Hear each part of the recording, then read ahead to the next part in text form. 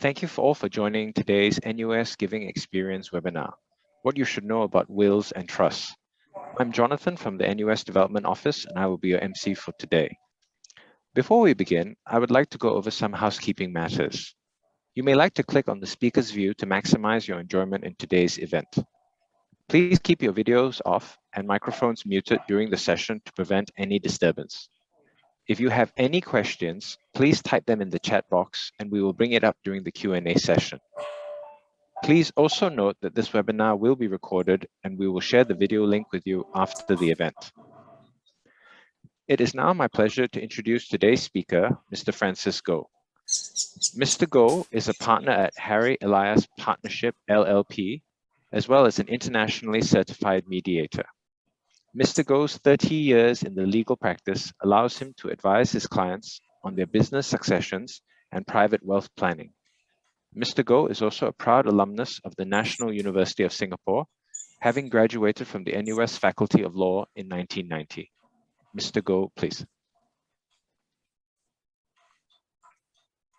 Thank you very much, Jonathan. Welcome, everyone.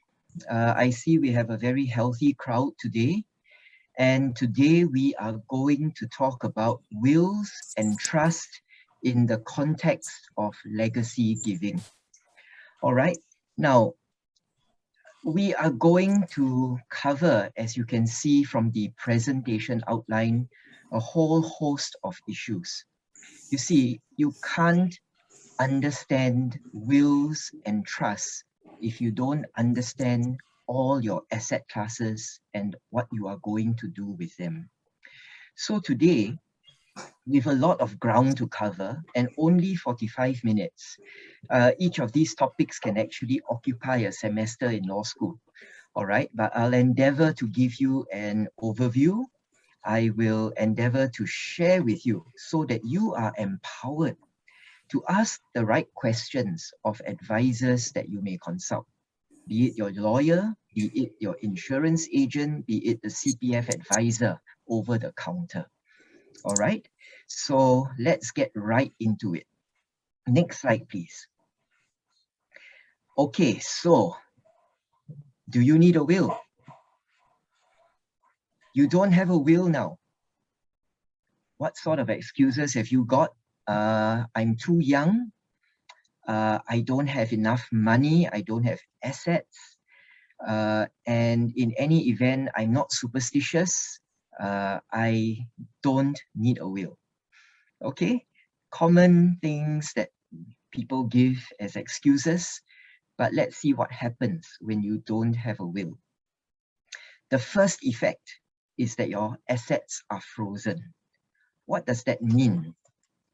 It means simply, if you are a director of a company, tomorrow, if you pass away, nobody can make the decisions for you or for your company anymore.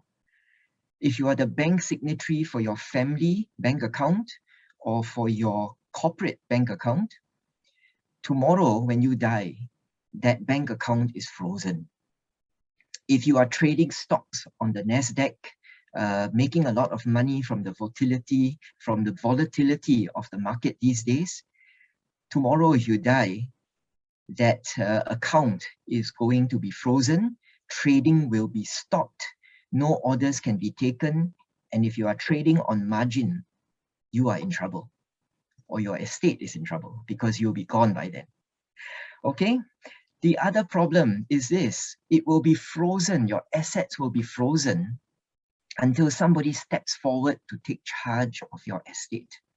And this is by no means a straightforward matter, because your spouse can come forward, or your children, any combination of them up to 4 people.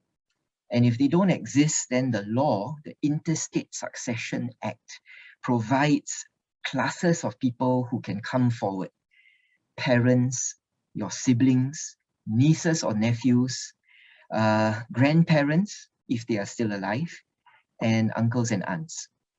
The problem is that each one of these people down the line will have to get the consent of the people in front in order to say that they are going to be the administrators, something we lawyers call the renunciation of their right to be an administrator.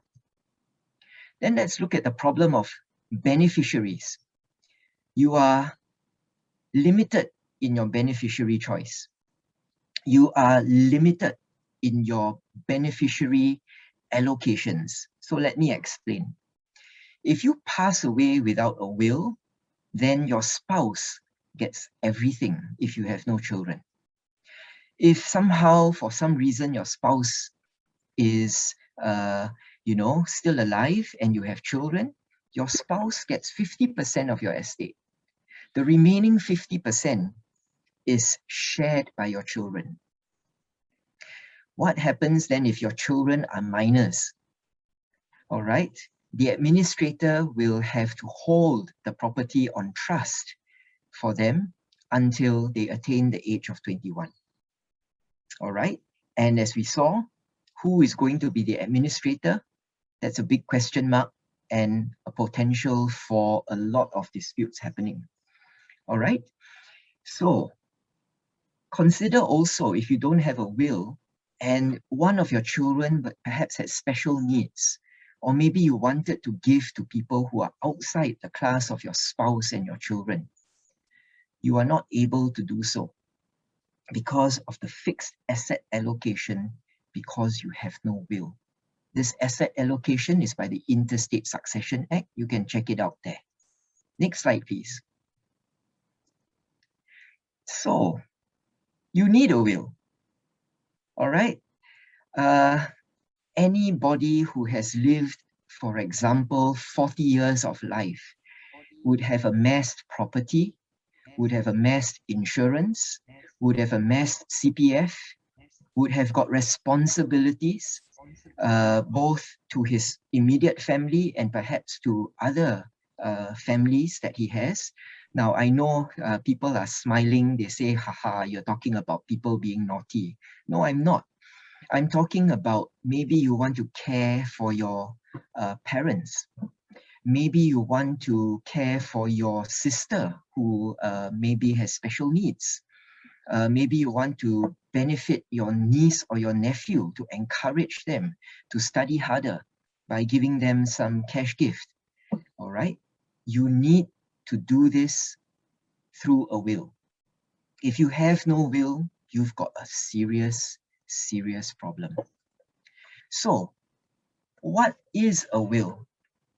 Many people can give you many legal definitions, but I like this definition or this version best. Your will is your love letter that you leave to your beneficiaries. You see, in a case that I handled, when the beneficiaries were named, and in the rare case, it's not necessary in Singapore for you to read the wills, but in this case, we read the will to the family. One of the beneficiaries broke down because they said, oh, in my lifetime, wow, Papa was so hard and so fierce to me. I didn't know he loved me so much, and he has actually provided for me in his will.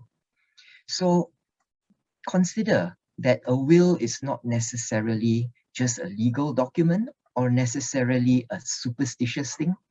It's a love letter to your next generation. So what do you need to do? You can nominate your executor and trustee. These are the people who are immediately appointed when you pass away because you name them to take over control of your estate. So they can step up immediately as the people who are empowered to take charge. They will apply to court.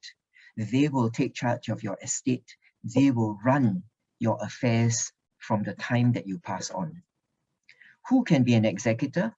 Anyone above 21, anyone who is not a bankrupt, and it's somebody that you trust. Need not necessarily be the spouse, because at the time of your passing, your spouse will be so distraught. Imagine having to go and handle the estate. The executor need not be a specialist or a lawyer or professional either, because the executor can appoint these agents, these special advisors. So the key thing about an executor is, whom do you trust? Whom will you entrust all your hard-earned money and assets to bless your next generation? And now we come to the choice of your beneficiary. That's where you survey your life. Do you have aged parents to look after?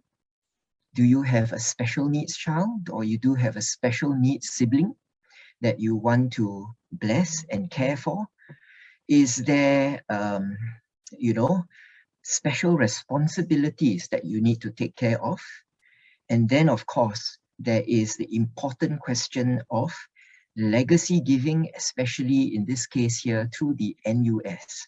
All right, so if at the end of the day you say, you know what, I've got no responsibilities, everything's done, I'm the only one here, but I'm, somehow a millionaire. I've amassed a property which is worth 3 million, I've got $2 million in cash, consider giving to the NUS. Okay, and so the freedom of distribution is the point here. All right, you're not fixed by law. Doesn't have to be spouse gets 50% and then children share the balance 50%. Oh, and I forgot to say that if all the classes of beneficiary, when you have no will, okay, if nobody exists to inherit your property, then the property goes to the government. All right, they are the ultimate beneficiary of an estate which has no will. But here, you have control, you have a choice. The ultimate beneficiary of your estate, if you have no other beneficiaries, could be the NUS. And I encourage you to give to them because you are going to be blessing the next generation. Fun facts about will. All right, it only takes effect when you die, which means while you have written your will and it's in your locker and a copy with the lawyer, you are still the owner of your property and you can handle your property as you see fit. Other fun facts: when will a will be revoked? It is revoked by the making of a later will. So the most recent will overrides all other earlier wills. If you're not married and you're listening to me talk now and you're going to get married, the will that you made before marriage will be, except for narrow exceptions, it will be invalid. Okay, so make a new will after you get married. The flip side doesn't apply though. If you get divorced, the old will that you made continues to remain in force. So please change your will. All right. You can make a declaration to revoke it, or you can, go and tear your will in front of, somebody and say, I revoke my will. Those also will suffice. But the problem here will be this: you end up having no will after you have revoked your existing will. All right. So you are back to square one, and you will need to seriously consider making a will and fulfilling your responsibilities. Thank you for all the questions that are coming in the chat group. I'm going to answer them in the last 15 minutes if we have time, and we'll try to get through as many of them. So keep them coming. But meantime, let's just press right on with a lot of ground to cover. All right, next slide, please. So a lot of people tell me, insurance, what have you got to do when it's about making a will? Or if I'm having a will talk, why talk about insurance? This insurance has bad rep, okay? Many people complain to me about hard selling, upselling by insurance agents. But you know what? Those people are just trying to make a living. Because you need to understand that insurance is a contract between you and the insurance company, whereby the insurance company agrees to pay X sum of money in the contract over to your beneficiaries upon the happening of a certain event.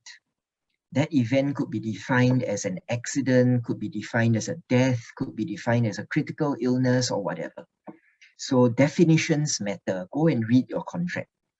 All right, but the point here today is this: insurance, properly used, can help you turn your limited funds into a legacy. So imagine you have got $300 and you want to save this. You're looking at me and saying, $300, what a joke, my Francis. Can't even buy property. All right. So I put it in the bank, but the interest so low. All right. Well, I would say save $100 in the bank. You always need cash for a rainy day. All right. The other $200, go and see what insurance policy you can buy. It might surprise you that you are able to get a term life policy that will pay you maybe 100,000, 200,000 when you die. All right. There you have your estate and your legacy created straight away for you. And then now you've got 100 and 200,000 that's going to pass on when you die. Are you going to make your will? Who are you going to bless with that money? All right. But there's another aspect of insurance that I want to draw your attention to. That is called the making of nominations. Now, there's a lot of mumbo jumbo out there and a lot of confusion, but I will simply say this. Making an insurance nomination, which is a contractual term between yourself and the insurance company, is really just about protecting the insurance company as to who they should pay this matter out to. All right, it's $200,000 created now. They want to make sure it gets into the right hands. So they ask you to make a nomination to confirm in writing that they are going to pay it out to a specific person upon your death. And when you die, they'll just follow that instruction. The nominated proceeds may not pass into your will. It will pass as a position of contract. All right? So, what is important here to understand is that making an insurance nomination is not compulsory. There are two types of nomination that you can make. There is the trust nomination, by which case you lose control of whatever policy you've nominated to a trust. All right. The proceeds, okay, in your lifetime don't get paid out to you. They get paid to whomever you have nominated by this trust nomination. The second type of nomination is what they call a revocable nomination. And by this, you can specify persons whom you want to actually inherit or benefit from your insurance proceeds. All right. Now, you can revoke it at any time by informing the insurance company, but otherwise, whoever you have nominated in that nomination form will be the person that the insurance company pays it to. So what if you have done nothing? If you make no nomination, the insurance proceeds get dealt with as part of your estate under your will. So there we have it. Again, it is important for you to make sure that you nominate either a beneficiary whom you choose. You can even nominate the NUS if you want to give it to the NUS, the insurance proceeds. Or if you do nothing, then make sure you make a will so that these insurance proceeds get dealt with as part of your estate. All right, next slide, please. We are now moving on to CPF. All right. I put this question there rather cheekily because as a lawyer, I get asked this many, many times. They think it's the government's money. Okay. All right. Well, it's actually your own money. The CPF is a form of compulsory saving. It is a form of a co-saving, whereby if you are working, your employer also contributes a portion throughout your lifetime. So it is actually a good thing. But surprise, surprise, this money doesn't get dealt with under your will. It doesn't form part of your estate. By law, the CPF Act, it has to be dealt with under a specific nomination. So you've got to go to the CPF, talk to their counter staff, say, I want to do a nomination. You can do it online these days, but they may not be able to answer your questions, just a lot of box ticking, which you may not understand. Better to go down and speak to somebody face to face. All right? So generally speaking, all the money in your CPF will be dealt with by a nomination. Things that will fall outside of the nomination, if you've used your money to buy property, that will be dealt with under the law of property. If you've used your money to buy investments, these may also fall outside the CPF nomination and have to be dealt with by your will. And the dependence protection scheme is another thing. The proceeds, which are insurance proceeds, are also falling outside of the nomination and have to be dealt with by your will. Without a nomination, the public trustee will take control of your money, and the public trustee will then distribute this money according to the law, and it may levy a distribution fee. Now, when you nominate, who can you nominate? You can nominate any individual as long as they are ideally not bankrupt. Otherwise, the official assignee takes control of their money. Ideally, they are not of unsound mind, in which case their donee or their court-appointed deputy will take charge of these assets. All right. And if they are below the age of 18, then the public trustee is going to hold the money until they turn 18. All right. So now, those are individuals. You can also nominate an organization in your nomination. Speak to the CPF officers. Seriously consider making a gift to the NUS. All right, so that your CPF money, which you have accumulated so hard over the years, which will help you in your years of retirement, but when you are, no longer here, this money can benefit future generations of young men and women. All right, now, areas to review your nomination. You will review it when you get married, when you've had a child, when you've had a divorce, or when somebody has died. Okay, those are the checkpoints of when you should review your CPF nomination. All right, next slide, please. So now we come to something that has caught the attention of people. Lasting power of attorney. What is it? It's not a will. So a lasting power of attorney doesn't nominate your executor for you. It doesn't distribute your assets after you are dead and gone. All right? So what is it? It is a document by which you nominate, while you are of sound mind, somebody that you trust, or some persons that you trust, who will look after you, who will act in your best interest when you have lost mental capacity. All right?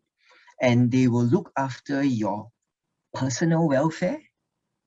So something as basic as what time you wake up, where should you stay, who is to look after you, who is to help you clean up. These kind of very basic things when you have lost your ability and especially your mental capacity, these critical decisions will be made by the donee.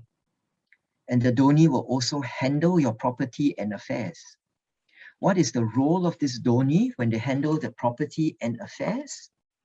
They are to look after your best interests, and they have to manage the funds to ensure that that best interest is taken care of. So straight away here, you can see a potential conflict in the two different roles. If I have a property and that property by will is going to beneficiary ABC, but now I've lost my mental capacity, I haven't died yet, all right, I'm living to a ripe old age, and suddenly we are running out of money. So the donee, who is in charge of your property and affairs, is going to say, let's sell the property.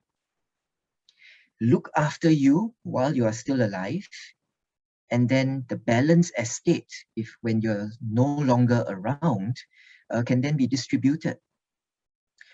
When the will is read, A, B, and C may say, huh, where is my property? How come I lost it?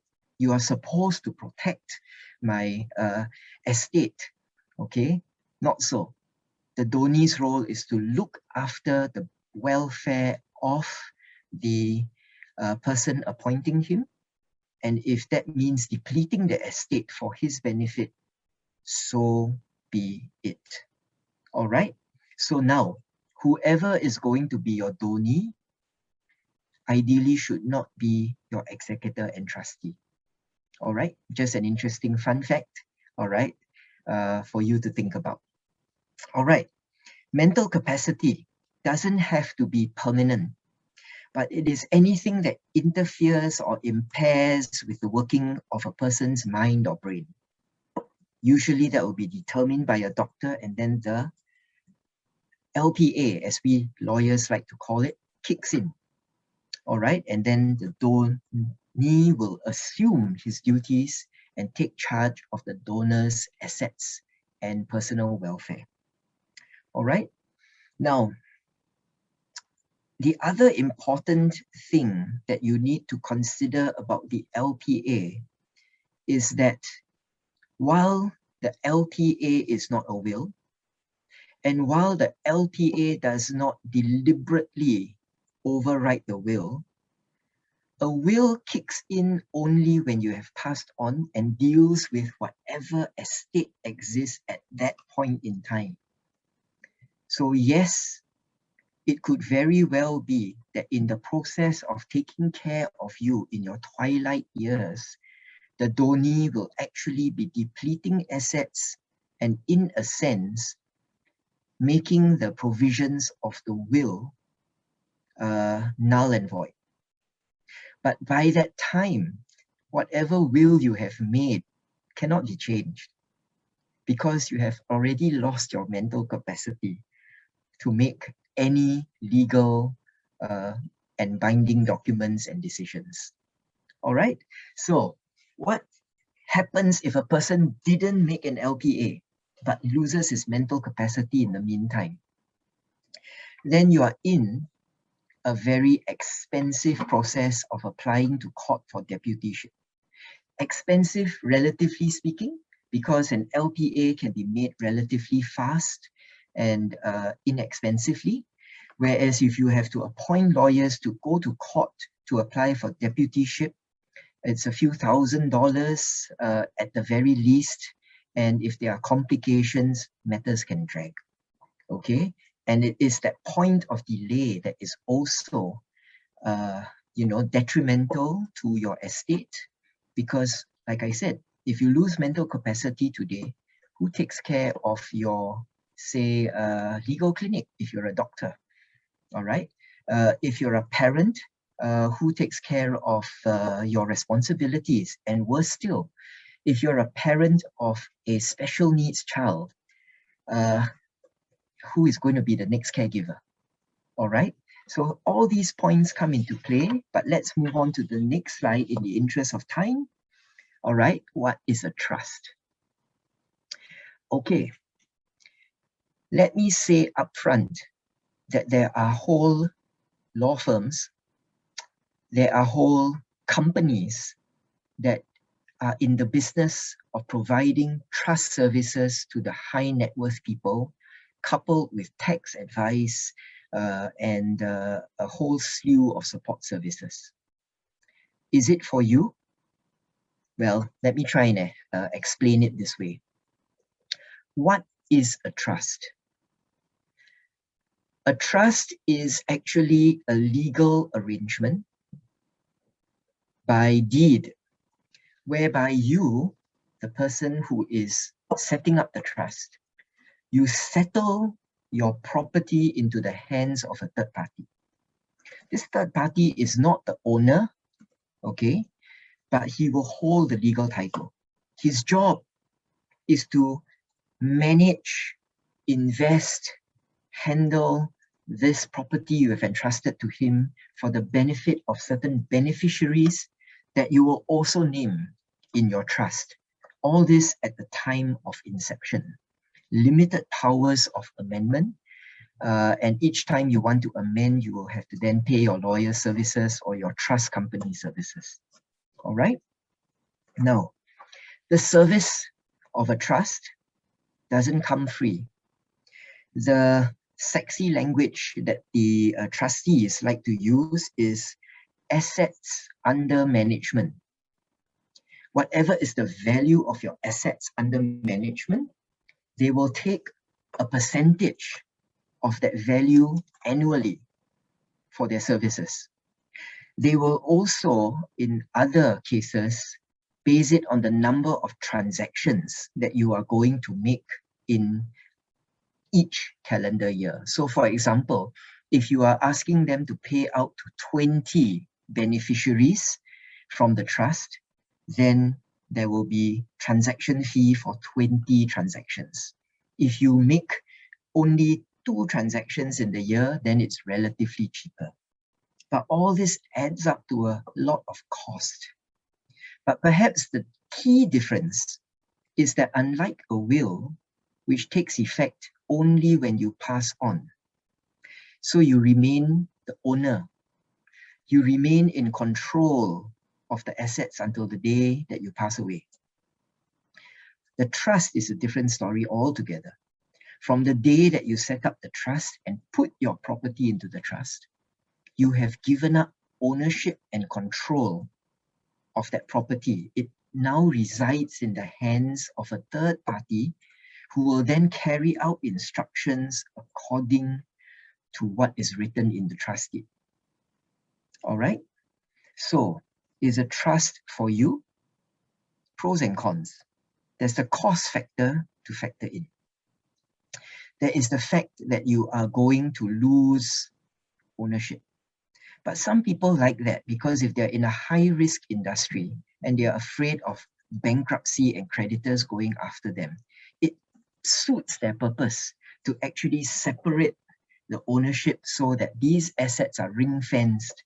But it takes time. There's a 5-year clawback period from the day that you set up the trust. So perhaps if you want to set up a trust and if you think asset protection is for you, then the earlier you start, the better. All right. Then, of course, there's the tax angle and there's the privacy angle. But with disclosure requirements and KYC of the banks, KYC is know your client's requirements. And then what happens if you are politically sensitive individual? Okay, all of these things will come into play when you consider whether or not to set up a trust. But I want to draw your attention to one particular scenario where I find that many people are being taken advantage of. Okay, and that is in the case of what if you have a special needs sibling or have a special needs child. All right, I've seen people who have been convinced to set up a trust structure because obviously a trust structure will outlive you, will have certainty so that the person needing the steady income or the trustees custodianship, they will be able to benefit from a trust structure that is stable. All right. In that situation, you may want to seriously consider a trust, but maybe not a private trust. So let's go on to the next slide, where I talk about legacy giving. Now, so far I've talked about legal principles. I've talked about the different documents and the different instruments that we have. And I've told you pros and cons of it. I've told you that a will is your love letter to your next generation, and you should seriously consider doing that. But now I want to expand this idea for you by talking about legacy giving. Most of us have spent the last 40, 50 years of our lives with responsibilities. Having a spouse, raising a family, can't think much of giving, all right? Then holding down a job, you know, and then now we are confronted in our old age about what do we do? So after you've taken care of responsibilities like your retirement, taking care of your spouse, taking care of your children, most of us will still find that we have been fairly blessed, that we have led a good life and that we've got much more to give. So this is where legacy giving, I want to sow this idea to you. Legacy giving is you consciously, deliberately planning to bless next generations. For you consciously making a choice to bless next generations through the cause, through the organization that you believe in. So I believe most of us would have been alumni of NUS. We may want to give back to our faculty. We may want to give back to NUS itself. All right? Seriously consider that maybe your dollar need not die with you, but your dollar given may maybe spawn the next Steve Jobs or, you know, alleviate poverty. You know, there's a lot you can do. It's about impacting generations beyond your lifetime. All right, I leave that thought with you. And let's go to the next slide. Okay, so this is what I was wanting to talk to you about as one avenue for your legacy giving. I paint you a scenario. You've got a brother and a sister who is now, say, 60 years old, borderline autistic. All right, daddy and mommy have looked after brother or this sibling as long as they can, but they're now, you know, in their old age. You have your own family to care for, but you want to take care of this sibling. How do you do it? Do you set up an expensive trust structure? Do you just give your sibling one-time donation money? Maybe he can't manage it. All right. So this is where I want to commend to all of you. The Special Needs Trust Company, their website is there. I ask you to take it down and go check it out. They have got special caregivers that can help you come up with a care plan, as they call it. Design a care plan for this autistic sibling or your autistic child, you know, or special needs child, and see how your assets can then be segregated, set aside to help this individual for the long term. So that if you pass away tomorrow, the trust kicks in, it's populated with the asset, and your responsibility is taken care of. All right, and you have blessed this individual, all right, and taken care of your responsibility. Next slide, please. The other legacy giving I want to commend to you, maybe you've got, you know, a whole lot of money, different scenario, all right? Double income, no kids, travel the world, all right? Been there, seen this, done that, and you're now in your sunset years. And suddenly you know, oops, there's a lot of money, where can it go to? So the website is again there. Look up the Community Foundation of Singapore. They have what they call advice on philanthropy. So they have a slew of charities that they work with. You may want to consider whether you want to give to a charity.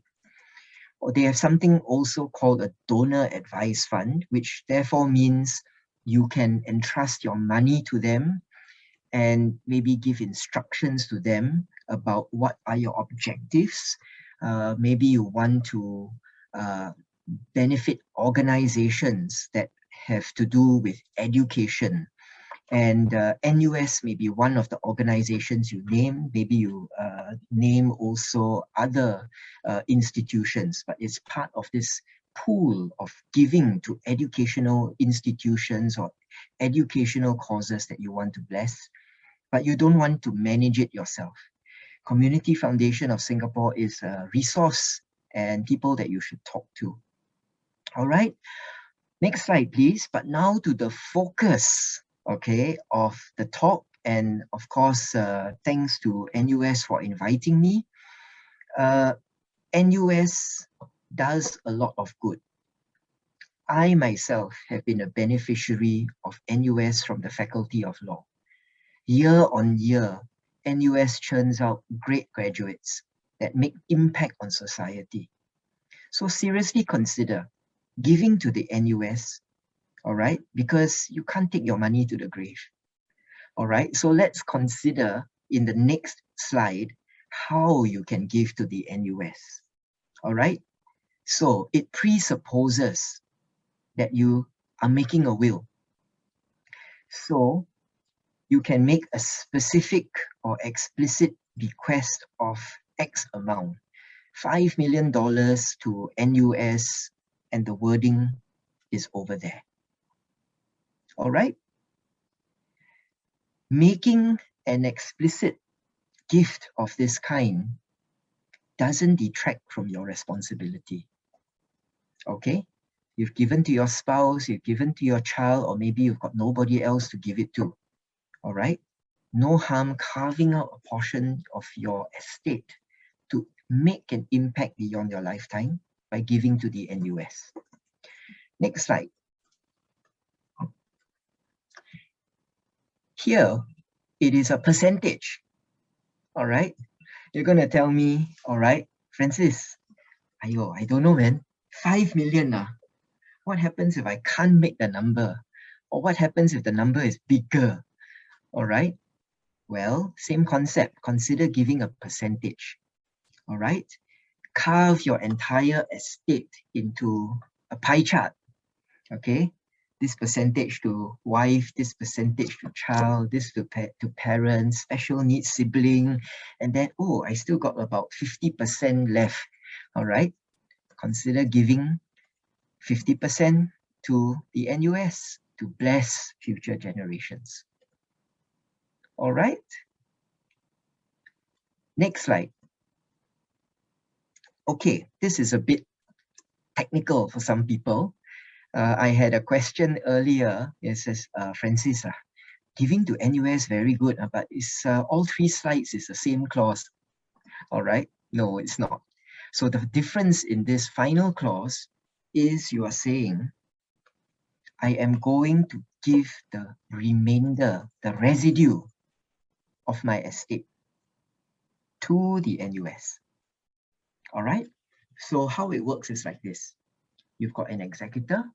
The executor will be instructed in the will to pay off funeral expenses, pay off, any other debts of the estate, get an indemnity from the estate, and then distribute to spouse, to child, and all the other responsibilities that you have. All right? And then there's a balance. We lawyers call it the residue. So it's basically giving everything that remains in your estate by specific gift over to the NUS. And you will surprise yourself. After you fulfill all your responsibilities, The residue can comprise of, you know, all sorts of things. Your antique collection, your, you know, the country club membership that you forgot about, you know, your clothes, your stamp collection, all these things get lumped together, converted into cash, and big or small, it is now a blessing to the future generations by your legacy giving over to the NUS. Okay, so it's about 4:47 now. Next slide, please. All right, that's me.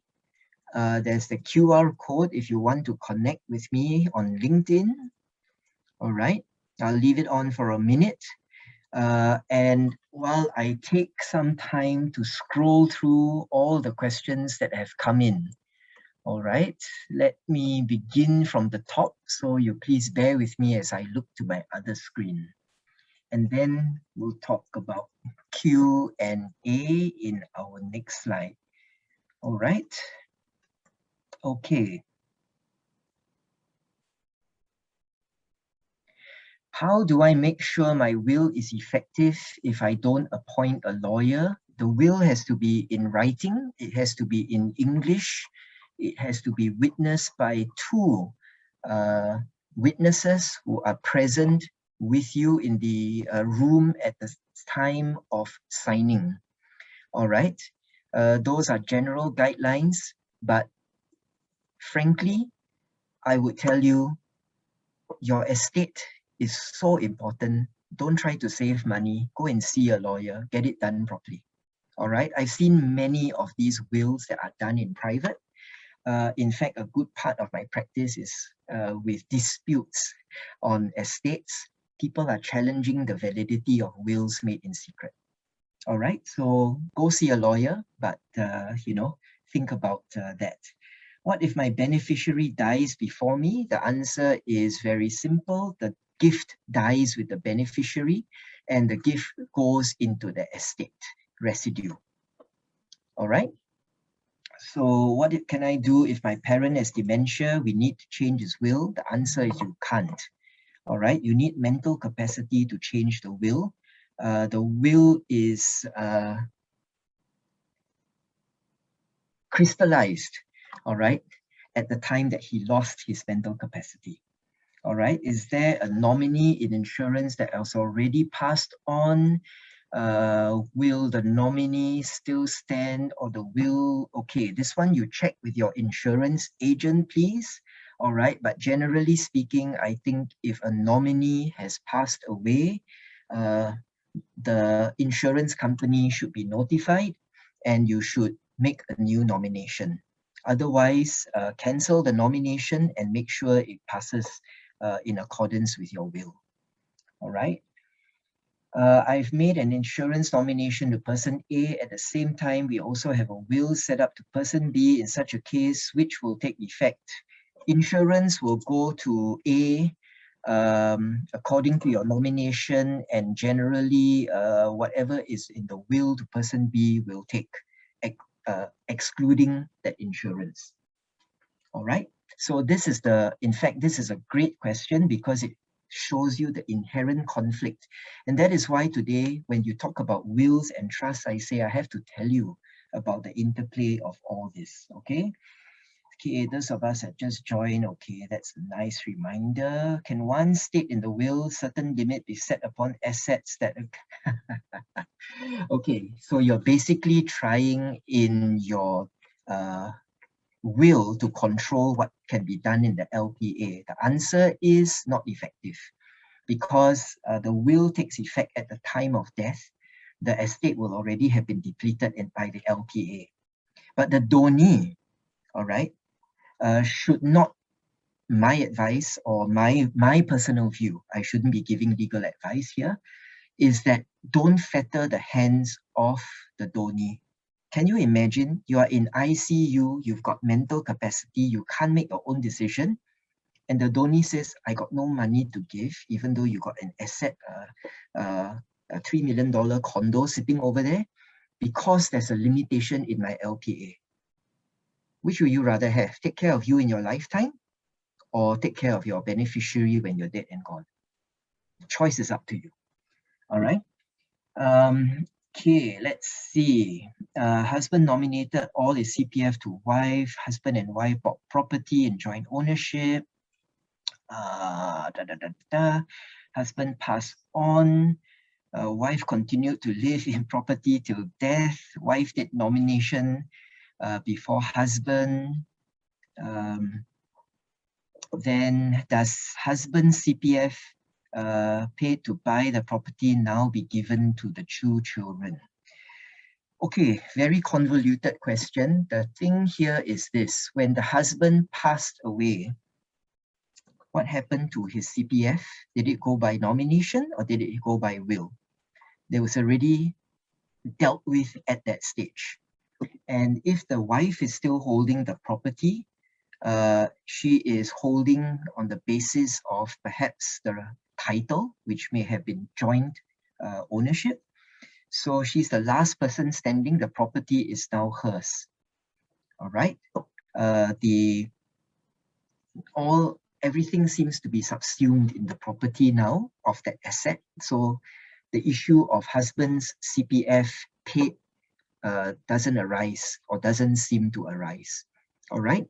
That's my first impression, personal opinion. Seek legal advice if you need, a more definite answer. All right. Okay. So continuation and above, when children sold that property, if it passed on to the children upon the mother's death, and if it passed by will, then the children are the beneficiaries, isn't it? All right, consider that. All right, so hi everyone, we're starting the Q&A. Okay, hi Francis, is it always true that the banks will freeze assets? Yes. Okay, I understand it may differ from bank to bank. Not sure if my understanding is correct. Don't leave it to chance. All right, you're no longer here at that stage, all right, to fight with the bank. Okay, and it's your beneficiaries who are going to face the fallout. All right. Can a property bought under trust be sold within 3 years? Okay, property question, I won't answer that here, but I will simply say that if the property is bought under trust, then it is no longer your decision to make because you are no longer the owner. Who is the person that's been appointed as trustee? They will make the decision. They will take the legal advice. All right, what is a codicil? A codicil is just addition to the will. All right, it exists as a creature of history. Okay, so you imagine a rich landowner in England going away, and then he changes his mind, so he decides to make a codicil to add on to his will. All right. Frankly speaking, in Singapore, we rather not make a codicil. We just rather you cancel the old will and amend your will, make whatever changes you want. It's clearer that way. All right.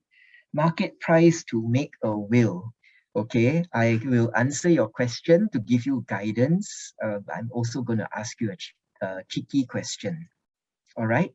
If you have spent your lifetime amassing your assets, all right, how much is it worth to you to get the planning done right?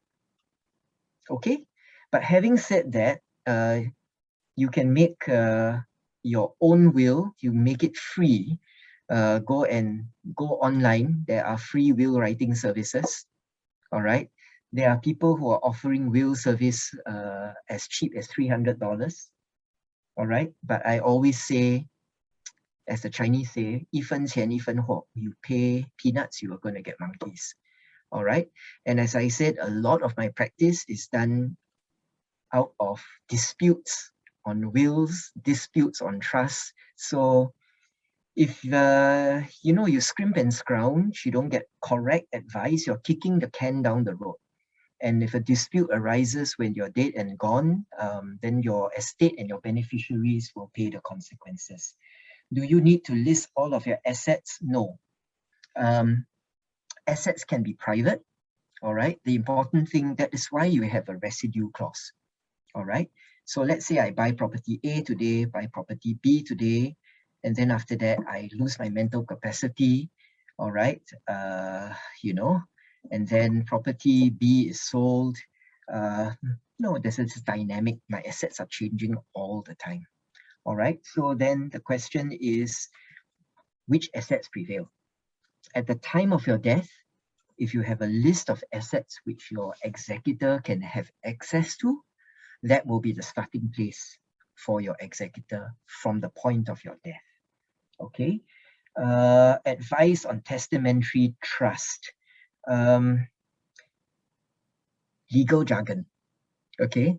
A will can provide for a trust to be set up. That is a testamentary trust.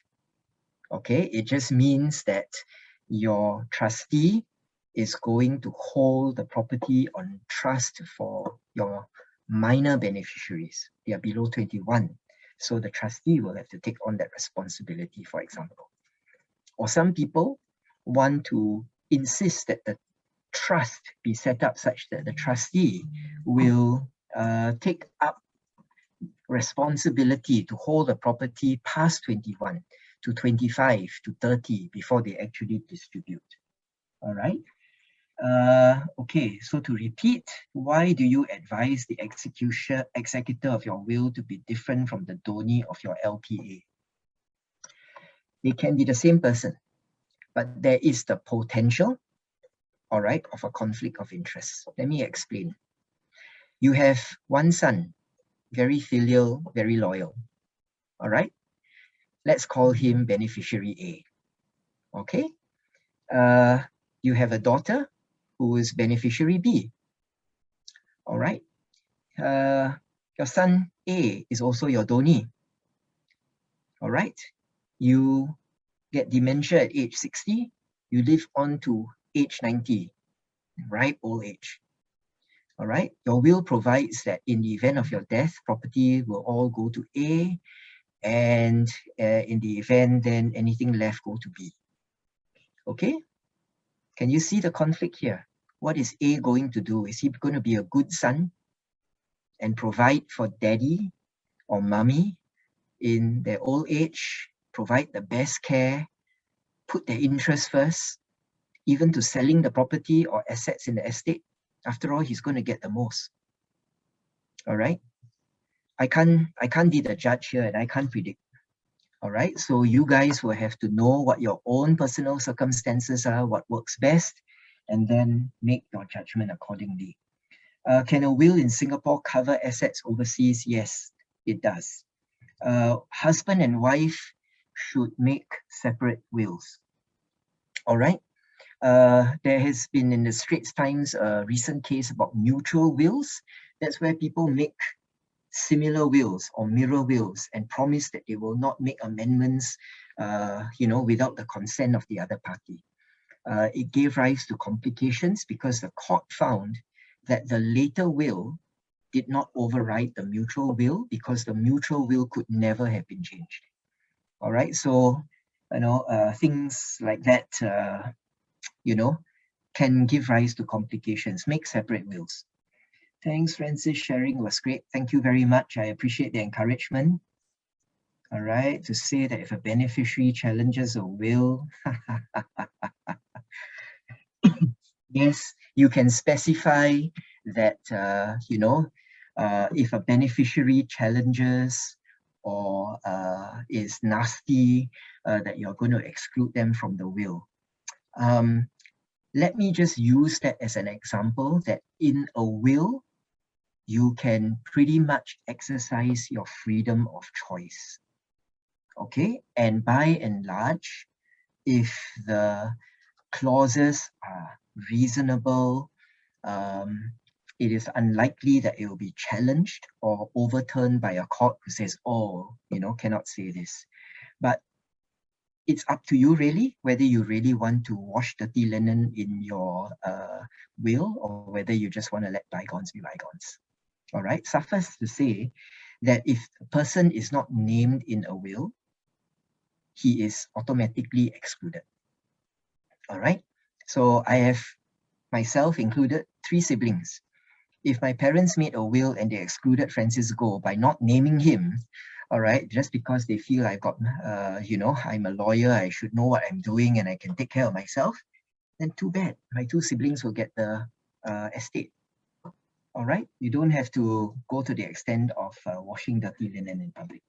Okay, so it's 5, and I see that questions seem to have tapered off. Jonathan, I hand it back to you, please. Thank you, Mr. Goh, for that insightful presentation as well as your sharing during the Q&A. With that, ladies and gentlemen, we have come to the end of today's webinar. We hope you found the talk interesting and informative. We would greatly appreciate it if you could help us complete a short survey by scanning the QR code provided here so that we can provide a better experience for you at our next webinar.